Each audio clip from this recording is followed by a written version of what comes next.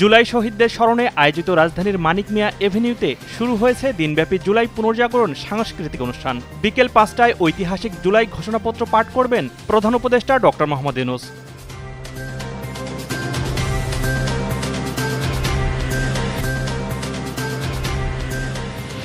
জুলাই গণ অভ্যুত্থান দিবস উপলক্ষে রাত ৮টা ২০ জাতির উদ্দেশ্যে ভাষণ দিবেন প্রধান উপদেষ্টা ডক্টর মোহাম্মদ ইউনূস। ভাষণটি একযোগে সম্প্রচার করবে বাংলাদেশ টেলিভিশন, বিটিভি নিউজ ও বাংলাদেশ বেতার।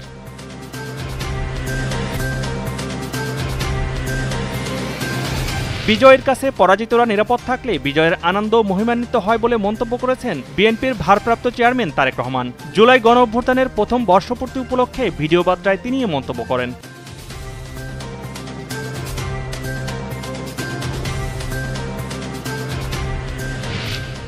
গতানুগতিক নয়, পিআর পদ্ধতিতেই নির্বাচন দিতে হবে বলে জানান জামায়াতে ইসলামীর নায়েবে আমির ডাক্তার আব্দুল্লাহ মোহাম্মদ তাহের। জুলাই গণ অভ্যুত্থানের প্রথম বার্ষিকী উপলক্ষে সমাবেশে একথা বলেন তিনি।